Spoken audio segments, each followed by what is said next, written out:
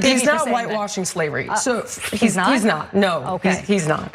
And you cannot tie imperialism and racism and slavery to just one race, which is pretty much what every single exhibit does.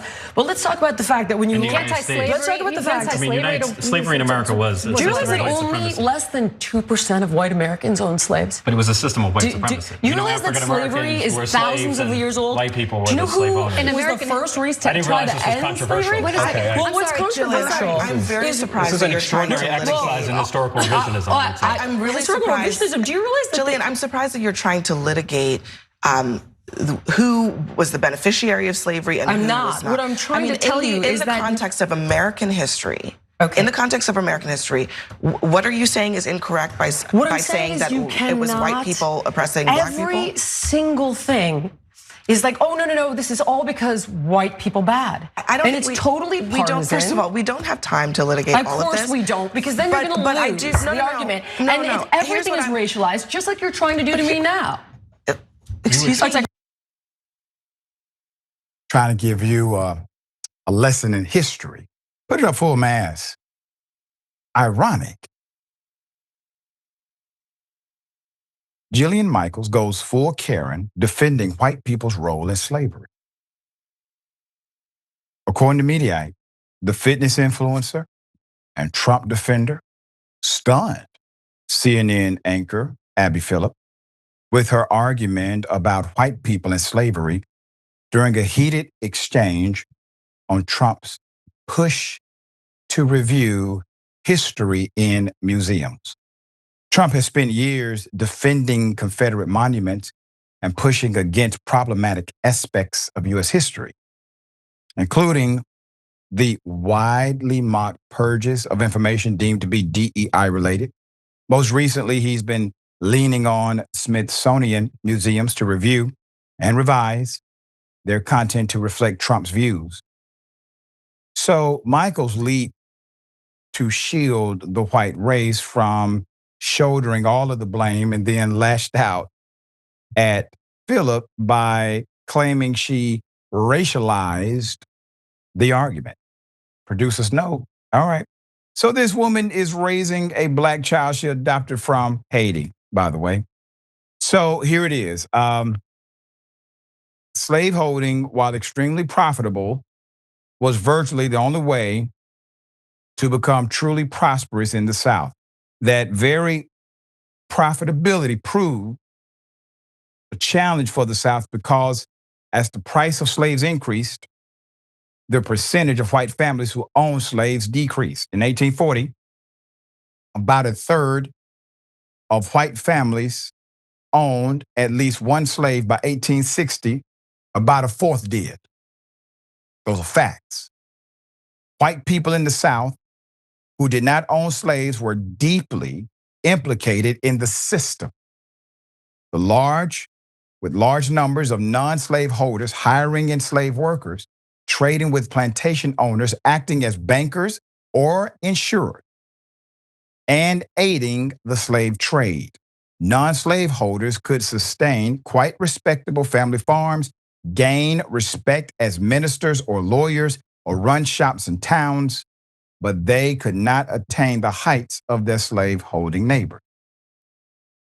Of the many myths told about American slavery, one of the biggest is that it was an archaic practice that only enriched a small number of men.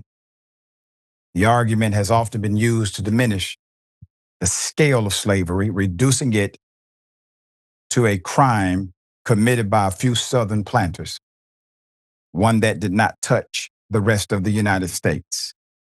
Slavery, the argument goes, was an inefficient system, and the labor of the enslaved was considered less productive than that of a free worker being paid a wage. The use of enslaved labor has been presented as pre-modern, a practice that had no ties to the capitalism that allowed America to become and remain the leading global economy. But as with so many stories about slavery, this too is untrue. Slavery, particularly the cotton slavery that existed from the end of the 18th century to the beginning of the Civil War was a thoroughly modern business, one that was continuously changing, transforming to maximize profits. The bodies of the enslaved served as America's largest financial asset, and they were forced to maintain America's most exported commodity. In 60 years, from 1801 to 1862, the amount of cotton picked daily by an enslaved person increased 400%. The profits from cotton propelled the U.S.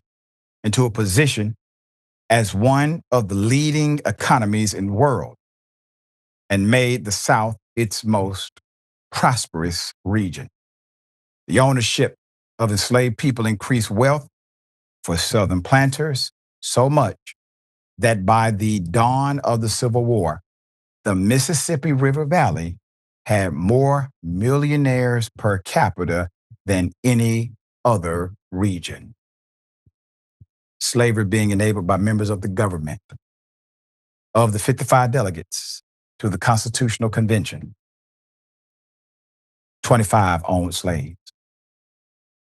The framers of the Constitution believed that concessions on slavery were the price for the support of Southern delegates for a strong central government.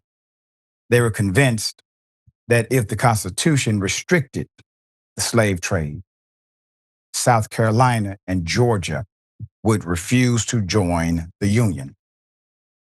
But by sidestepping the slavery issue, the framers left the seeds for future conflict. The word slave does not appear in the Constitution. This is true. Framers consciously avoided the word, recognizing that it would sully the document. Nevertheless, slavery received important protections in the Constitution. For example, the notorious 3/5 clause, which counted 3/5 of a state's slave population in apportioning representation, gave the South extra representation in the House of Representatives and extra votes in the Electoral College. There is more. When we say the Electoral College is a slave era dynamic, this is what we're talking about. In order for the South to gain more power in the federal government, the Constitution allowed Southerners to count slaves under the 3/5 compromise so they could have more power in their electoral college count or mass per state and in their congressional representation. All of that additional representation came on the back of Black folk who had no rights. They had no rights under that Constitution. They could be murdered, sexually abused, molested with approval from the United States government. Understand what slavery actually is, and understand what people are doing when they try to whitewash it. Slavery was human trafficking. Slavery was also human sex trafficking. Period. Now, anytime someone tries to contextualize slavery as some positive or that the country was not implicit, understand what they said was legal to do. It was legal to traffic human bodies. It was legal to sexually abuse those same human bodies. It was legal to physically torture those human bodies, and it was legal to murder them. There's more. Thomas Jefferson. Thomas Jefferson would have lost the election of 1800 if not for the 3/5 compromise. I'm helping you see how big a deal slavery actually was. The Constitution also prohibited Congress from outlawing the Atlantic slave trade for 20 years. They couldn't even make it statutorily illegal. A fugitive slave clause required the return of runaway slaves to their owners. The Constitution gave the federal government the power to put down domestic rebellions, including slave insurrections. That means murder them just because they want freedom. The law got so extreme that if you happen to find someone or come across someone who was a fugitive slave, meaning they were seeking and had obtained their freedom, if you did not turn them in, you then were under a similar penalty yourself. That is how they enforced it. There's more. From the founding of the United States until long after the Civil War, hundreds of the elected leaders writing the nation's laws were current or former slave owners themselves. More than 1,800 people who served in the U.S. Congress in the 18th, 19th, and even 20th centuries owned human beings at some point in their lives. That's according to a Washington Post investigation of census and other historical records. So, in all due respect, Ms. Michael, slavery was a big deal. More than 2% of folk had them. And yes, it did set up the American economy to be the prosperous global engine it is today. Those are your facts. All right, dear brother, thoughts? Yeah, I think Jillian should maybe put down the barbell and maybe pick up a book for just a second. I don't know if that'll do much good compared to her little printed out list of factoids that these guys like to use whenever they come on and start spewing this rhetoric on national television.